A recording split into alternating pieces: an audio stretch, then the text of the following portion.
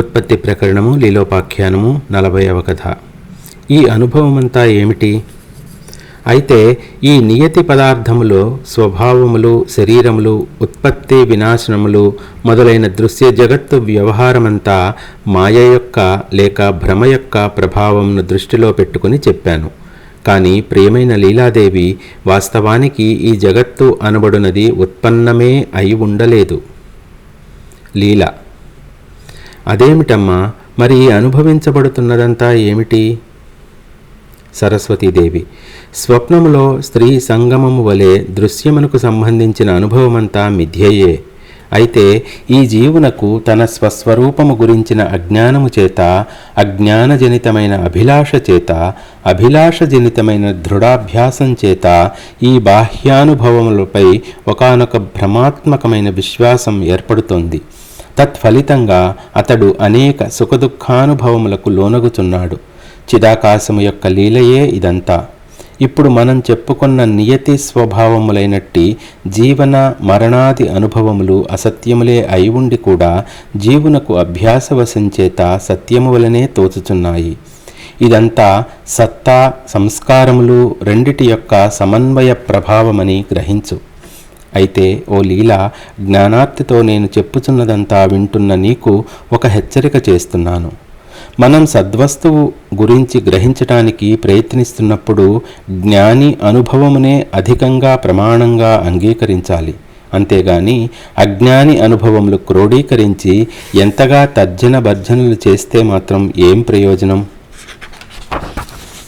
నీవు, నేను మొదలైన వాటితో కూడుకొని కనిపిస్తున్న ఈ సర్వము చిదాకాశమే అయి ఉన్నదని అనుకున్నాము కదా.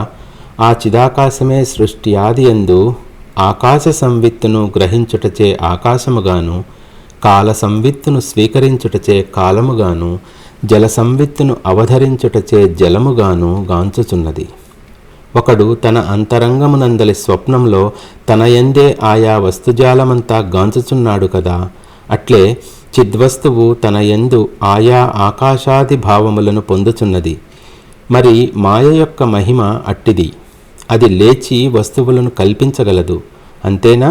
అట్లు కల్పించబడి సత్యము వలె అనుభవించబడుతున్న వస్తువులను కల్పన యొక్క అంతమును ఆశ్రయించుట ద్వారా ఇదంతా అవాస్తవమే అను భావనను పొందగలదు.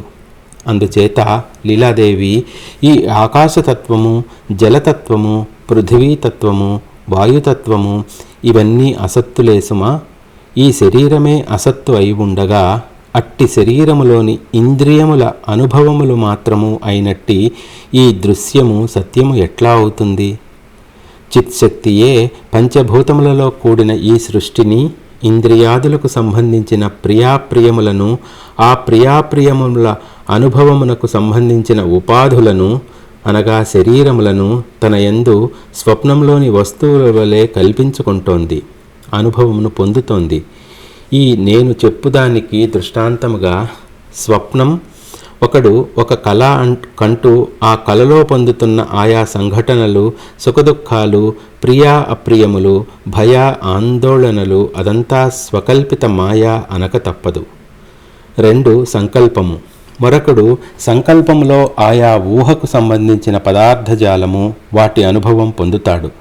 ఒకానొక పిచ్చివాడు తన ప్రక్కనే తాను ప్రేమించే లేక ద్వేషించే ఆకారమును సంకల్పించుకొని అట్టి సామీప్యతకు స్పందిస్తూ ఉంటాడు. అదంతా స్వయంకల్పితమైన భ్రమయే కదా. ధ్యానము.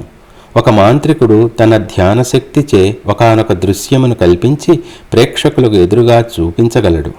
అది అతనిచే కల్పించబడినదే అయినప్పటికీ ప్రేక్షకులు అది వాస్తవమని తలచి చూస్తూ ఉంటారు.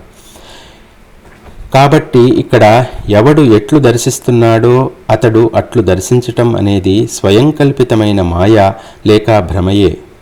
సరే, ఇప్పుడు నీకు మరణానంతరం జీవుడు కర్మఫలమును ఎట్లా అనుభవిస్తాడు అనే విషయం విశదీకరిస్తాను.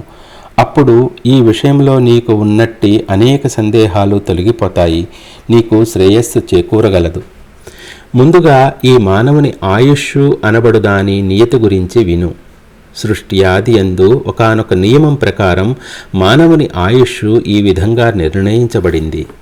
కృతయుగం 400 సంవత్సరాలు, త్రేతాయుగం 300 సంవత్సరాలు, ద్వాపరయుగం 200 సంవత్సరాలు, కలియుగంలో మానవుని ఆయుష్ 100 సంవత్సరాలు. అయితే ఈ ఆయుర్దాయం విషయంలో హెచ్చుతగ్గులు ఉంటున్నాయి. దేశ, కాల, క్రియ, ద్రవ్యముల యొక్క పవిత్రత అపవిత్రతలను అనుసరించి ఆయా మనుష్యుల జీవితములు నడుస్తున్నాయి. వారు నిర్వర్తించు కర్మ అకర్మల ఫలములు జీవితమును ప్రభావితం చేస్తున్నాయి. అందుచేత ఆయుర్దాయంలో కూడా మార్పు చేర్పులు కలుగుతూ ఉంటాయి. నిర్దిష్టములైన కర్మల యొక్క ఆ కర్మల యొక్క ఫలితము అయినట్టి ధర్మము యొక్క హెచ్చుతగ్గులను అనుసరించే ఆయువు యొక్క హెచ్చుతగ్గులుంటాయని అధర్వణ వేదము మొదలైన శాస్త్రములు వచిస్తున్నాయి.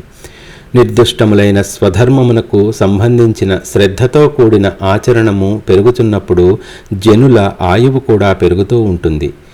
ప్రజలు స్వధర్మములను మరచి చరిస్తూ ఉన్నప్పుడు వారి సరాసరి ఆయుష్ తగ్గుతోంది. నిర్దుష్ట కర్మల ఆచరణము ఏ విధంగా ఉంటే జనుల సరాసరి ఆయుర్దాయం ఆ విధంగానే ఉంటుంది. ఈ విధంగా వ్యష్టి సమష్టి జనుల ఆయుర్దాయం ఆయా మార్పులు చేర్పులు పొందటం జరుగుతోంది. ముఖ్యంగా ఆయా నిర్వర్తించబడు కర్మలను అనుసరించే ఈ ఆయుర్దాయము మొదలైనవి ఉంటున్నాయి.